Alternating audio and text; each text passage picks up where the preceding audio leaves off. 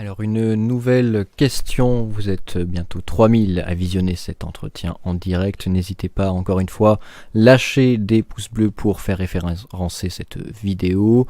Une question d'Alexia Trossé. Bonsoir Monsieur Asselineau, vous critiquez le prix Nobel de la paix, que pensez-vous des autres prix Nobel, physique, chimie, médecine, littérature et économie ?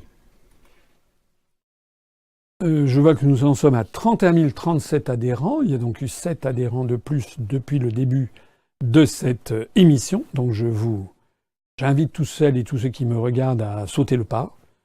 Parce que qu'on le veuille ou non, nous sommes extrêmement suivis par beaucoup de médias, de responsables politiques, de services d'information, qui voient l'augmentation du nombre de nos adhérents. Et nous sommes, vous savez, comme la fable de la tortue et le lièvre et de la tortue, c'est-à-dire que nous avançons, voilà, chaque jour un petit peu, chaque jour, ça fait preuve d'opiniâtreté et de ténacité. Vous êtes chacun, à chaque fois que nous avons un nouvel adhérent, c'est une nouvelle brique dans ce que nous sommes en train de bâtir collectivement, c'est-à-dire le retour à une France indépendante et souveraine. Alors la question qui m'est posée, on change complètement de sujet.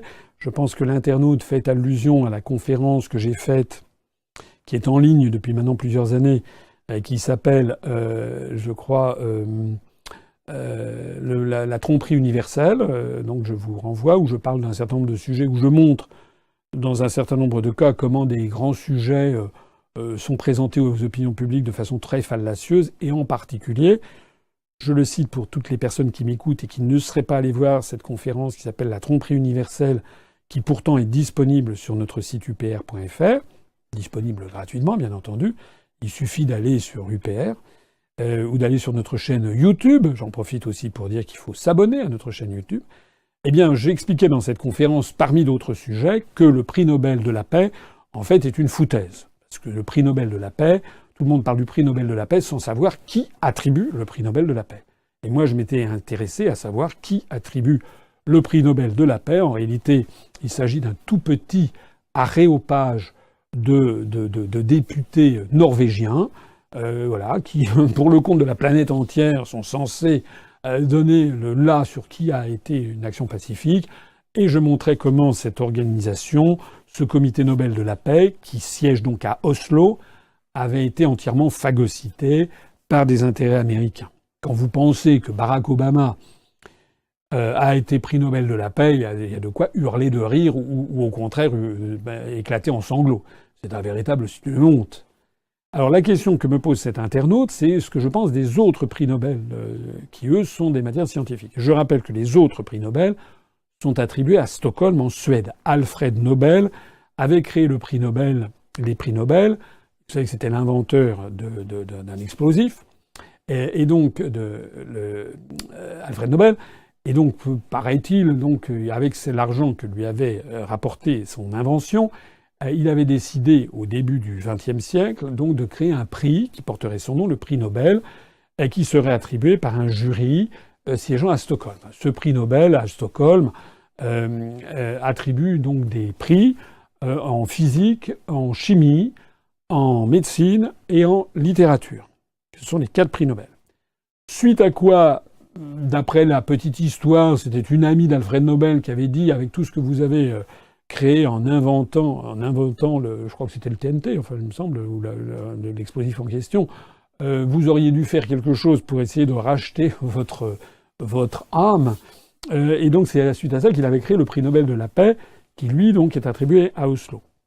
Et tout ceci ne doit pas être confondu avec, en 1972, donc beaucoup plus tardivement, Alfred Nobel était déjà mort depuis longtemps, en 1972, la Banque centrale de Suède, qu'on appelle la Riksbank, c'est-à-dire la Banque royale de Suède, a décidé de créer un prix qui s'appelle le prix d'économie en mémoire d'Alfred Nobel.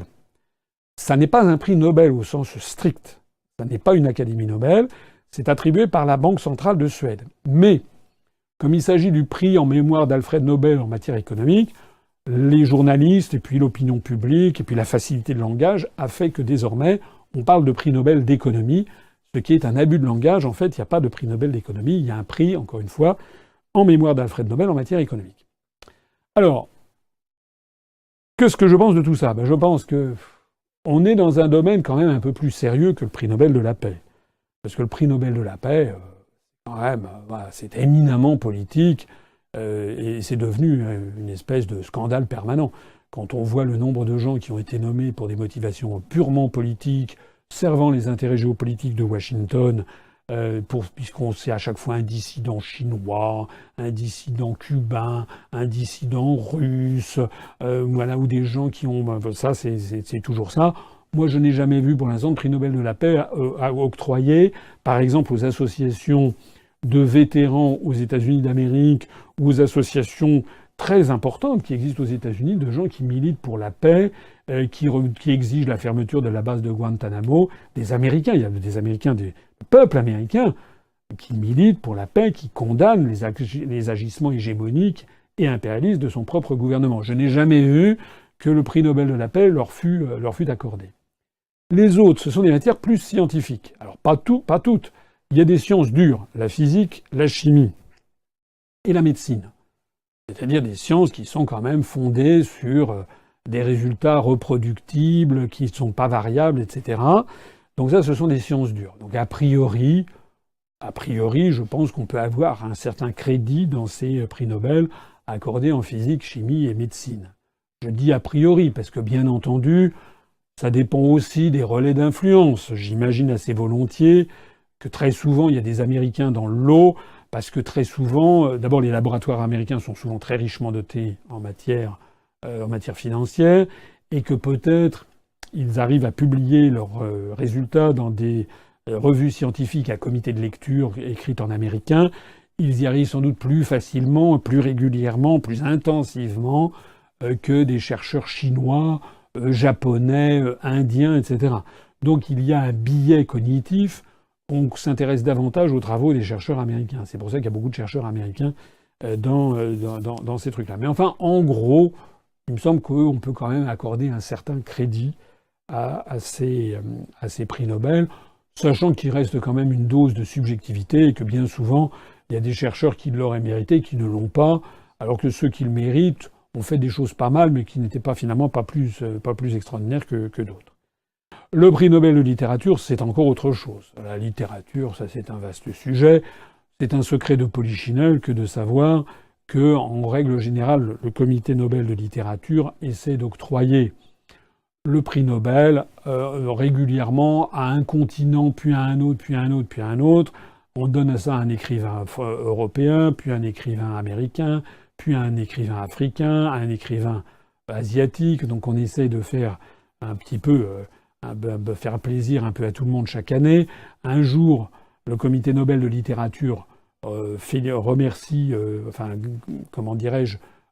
récompense une œuvre romanesque. L'année d'après, c'est une œuvre dramatique, de théâtrale, dramaturgique. Et puis, je crois que très récemment, c'était, il me semble-t-il, de la bande dessinée. Donc, il y a une volonté comme ça. Alors, c'est un petit peu comme l'attribution du prix Goncourt en France, ou du prix Renaudot, ou du prix Interallié, ou de tous les prix littéraires. Le prix Nobel de littérature, ça n'est jamais qu'un prix littéraire qui souffre de tout ce dont souffrent les prix Nobel de littérature, c'est-à-dire de la subjectivité du jury. Voilà. Le dernier mot, c'est donc sur le prix Nobel d'économie. Prix Nobel d'économie, donc, qui est donné par la Banque centrale de Suède et qui souffre d'un biais aussi, c'est que le jury a quand même singulièrement une vision libérale de l'économie. Pas que. Il fut un temps, nous avions un prix Nobel d'économie qui était Maurice Allais, qui a été le seul prix Nobel d'économie français pendant longtemps, et qui, par exemple, tenait des propos tout à fait de bon sens et tout à fait hostiles à certains principes fondamentaux de l'Union européenne, notamment le libre-échange généralisé. Il était en faveur d'un libre-échange entre les États ayant à peu près le même niveau de vie. Maurice Allais militait pour un libre-échange entre, par exemple, la France et l'Allemagne, mais qui un libre-échange total avec, par exemple, l'Inde ou le Bangladesh lui paraissait une folie furieuse. Et donc, il s'opposait aux traités européens. De même que Maurice Allais condamnait le principe de l'euro. Il pensait que ça ne pouvait pas marcher, ça ne marche d'ailleurs pas. Naturellement, Maurice Allais a été à peu près blacklisté dans tous les grands médias français. Alors, il est mort, maintenant on a un nouveau prix Nobel d'économie français, il vaut mieux ne pas en parler, parce que ça n'est pas une gloire nationale. D'ailleurs, ces travaux, en fait, font plutôt ricaner, autre chose. Pour être totalement objectif, je dirais qu'il y a un prix Nobel qui ne porte pas le nom de prix Nobel, mais qui est considéré comme un prix Nobel, qui est la médaille Fields. C'est en mathématiques, parce qu'il n'y a pas de prix Nobel de mathématiques. Et comme il n'y a pas de prix Nobel de mathématiques, c'est un autre prix qui s'appelle la médaille Fields, qui est octroyé à des chercheurs en maths et qui est considéré comme l'équivalent du prix Nobel, la plus haute distinction en matière de mathématiques. Il faut souligner d'ailleurs au passage que la France a une bonne place parmi les lauréats de la médaille Fields de mathématiques. Il y en a beaucoup, même si l'un des derniers en date, Cédric Villani, vous savez, celui qui porte des espèces de grosses libellules sur ses vestes et qui est devenu député En Marche, n'est pas forcément le meilleur représentant des médailles Fields dont nous disposons.